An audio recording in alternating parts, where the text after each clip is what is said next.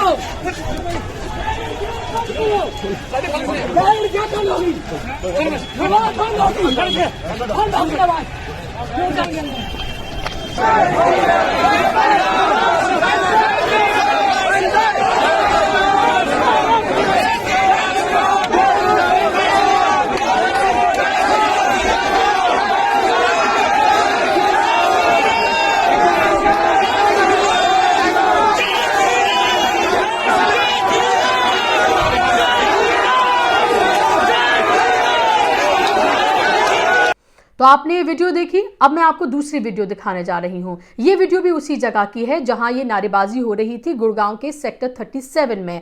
आप ये वीडियो देखिए और इस वीडियो में देखिए कि किस तरह से जो इमाम साहब हैं, जो नमाजियों को नमाज वहां पर अदा कर रहे हैं, हाथ फैलाकर अल्लाह की बारगाह में वो दुआ मांग रहे हैं और कह रहे हैं कि हमें इस सरजमीन पर सजदा करने की तौफीक अता फरमा जहां पर हमारे बुजुर्गों ने जिसको आज़ाद कराने के लिए अपनी जानें दी, इस मुल्क के भाईचारे को कायम दायम रखे। और देखिए, आप सुनिए इस दुआ को सुन के हो सकता है कि आप में से कुछ लोग जज्बाती हो जाएं कि किस तरह से मजबूर होकर और किस तरह से आप ये देखें कि लगातार जो कुछ भी हर फ्राइडे को होता है उसके बावजूद भी आप ये देखें कि सिर्फ और सिर्फ कानूनी प्रक्रिया के थ्रू ही मुसलमान लगातार इसको लेकर अपनी बात रख रहे हैं।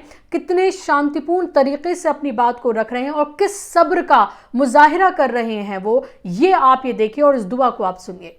इनका हिस्सा है उतना ही हमारा भी है। या इलाहुल आलमीन हमारे बुजुर्गों ने, हमारे बड़ों ने हम इस भारत देश को आज़ाद कराने के लिए बड़ी बड़ी कुर्बानी होती है। या इलाहुल आलमीन उस सरजमी के ऊपर हमें सजदा करने की तौफीक अता फरमाए। या इलाहुल आलमीन हमें सब तमाम हिंदू मुसलमान भाइयों को एक साथ भाईचारे में रहने की तौफीक अता फरमाए। या इलाहुल आलमीन तो हमारी इस टूटी फूटी नमाज को कबूल फरमा ले। या इलाहुल आलमीन तो हमें हमारे दिलों में मोहब्बत भर दे। या इलाहुल आलमीन तो हमें भाईचारा कायम अता फरमाए। या इलाहुल आलमीन तो हमारी इस दुआ को कबूल फरमा ले। सुभान रब्बिक रब्बिल इज्जत।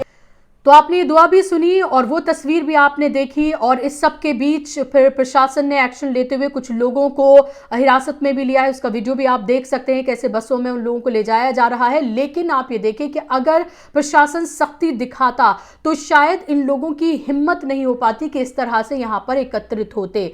लगातार गुरुग्राम में हर जुमे का ये मामूल बन गया है कि वहाँ पर इसी तरह से नारेबाजियाँ की जाती हैं। आपने देखा था गोवर्धन पूजा वहाँ की गई थी, किस तरह की नारेबाजियां वहां की गई थी। फिर अगले हफ्ते वहां उसी जगह पर सेक्टर 12 में उपले रख दिए गए थे, काउ डंक रख दिए गए थे। और फिर इस सेक्टर 37 में पिछले हफ्ते कहा गया कि 26/11 के जो शहीद हैं उनके लिए हमने यहाँ पर यज्ञ और पूजा रखी है, वो किया गया उसी जगह पर जहां नमाज अदा होती है। और अब कोई बहाना नहीं बचा, तो अब आप ये देखें कि किस तरह से यहां पर नारेबाजी की जा रही है। कुछ तथाकथित चैनल्स हैं जो अपने आप को पत्रकार बोलते हैं और अपने आप को मीडिया हाउस बोलते हैं, वो लगातार इसको लेकर एक कैंपेन भी चला रहे हैं और नफरत लगातार फैला रहे हैं और इसको लैंड जिहाद का नाम दे रहे हैं। 15-20 मिनट की नमाज जो अदा वहां पर की जा रही है, जिसको अलॉट प्रशासन ने किया है जिन जगहों पर, वहां पर जब लोग नमाज अदा कर रहे हैं तो उसको लैंड जिहाद का नाम दिया जा रहा है। कहा जा रहा है कि ये लोग यहां पर नमाज पढ़ के इस जगह पर कब्जा करना चाहते हैं। आप ये देखें कि किस तरह से पीसफुल तरीके से नमाज अदा करने वालों पर लगातार इस तरह से प्रहार करने की कोशिश जो है वो लगातार की जा रही है और इसमें लोगों को कामयाबी भी हासिल हो रही है, क्योंकि लगातार नमाज अदा करने की जो जगहें जो प्रशासन ने दी थी उसमें लगातार आप ये देखिए कि कैसे कमी आ रही है। 2018 से 2021 में आज हम हैं और लगातार ये मसला वहीं का वहीं बना हुआ है। 2018 से डिस्प्यूट जो है वो शुरू हुआ था और उसके बाद प्रशासन और तमाम लोगों के साथ बैठकर कुछ जगहें जो है मुकर्रर की गई थी कि इन जगहों पर नमाज अदा की जाएगी। अब उस पर भी सब्र नहीं है और उस पर भी आप ये देखें कि लगातार ऐसे ही वहां पर हर जुमे को हंगामा किया जाता है, नारेबाजी की जाती है। और ये आप ये सोचिए कि एक मजहब के लोग शांतिपूर्ण तरीके से अपनी इबादत कर रहे हैं, दूसरे मजहब से जुड़े लोग जो अपने आप को हिंदुत्ववादी कहते हैं या फिर जो लोग अपने आप को तथाकथित धर्म के रक्षक बोलते हैं, वो किस तरह से वहां पर आके नारेबाजी करें। क्या ऐसा मुमकिन है कि कोई अपने आप को किसी धर्म का रक्षक माने और दूसरे धर्म से वो नफरत करे, दूसरे धर्म की जब इबादत हो रही हो तो वहां पर जाकर खलल डाले? ऐसा मुमकिन हो सकता है? ये लोग दूसरे मुखौटे पहनकर जो है वो सामने आते हैं और अपने आप को धर्म का रक्षक बताते हैं। ऐसे में जिम्मेदारी उन लोगों की भी है जिन लोगों के धर्म का रक्षक बनकर ये लोग आते हैं कि वो लोग जोर शोर से आवाज उठाएं इन लोगों के खिलाफ कि किस तरह से इन 7 सालों में इन लोगों ने जो हमारे देश की छवि है उसको कैसे तार तार किया है, कैसे शर्मसार किया है। अनेकता में एकता की मिसाल के तौर पर जिस तरह से हमारा मुल्क दुनिया भर में जाना जाता है, यूनिटी इन डाइवर्सिटी, उसमें उसको किस तरह से तार तार करने की कोशिश इन लोगों की तरफ से हर वक्त अलग अलग मौकों से की जा रही है। ये एक मुनज़्ज़म भीड़ है, ये एक ऑर्गेनाइज्ड भीड़ है जो कहीं पर भी पहुंच जाती है और मकसद सिर्फ इनका एक है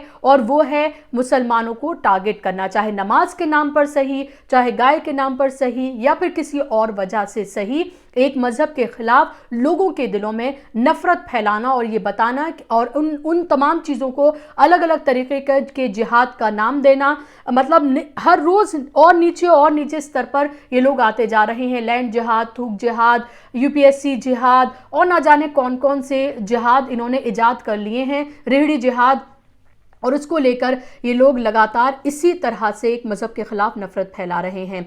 मैंने आपको दिखाया कि एक तरफ जहां जय श्री राम के नारे लग रहे थे, वहीं आपने देखा दूसरी तरफ किस तरह से इमाम साहब और वहां पर मौजूद नमाजी शांतिपूर्ण तरीके से नमाज अदा की और हाथ फैलाकर अभी भी हिंदुस्तान की, अपने मुल्क की सलामती के लिए, भाईचारे के लिए और इस सरजमीन पर उनको सजदा करने की तौफीक अता फरमाए, उसके लिए उन्होंने दुआएं मांगी। तो ये 2 अलग अलग तस्वीरें आपको बताने के लिए काफ़ी हैं कि किस तरह से आप ये देखें कि अगर वाकई में आप अपने धर्म के अगर रक्षक हैं तो आप सिर्फ अपने लिए नहीं बल्कि आप पूरे मुल्क के लिए, पूरे मुल्क के हर बाशिंदे की सलामती के लिए आप दुआएं ज़रूर करेंगे।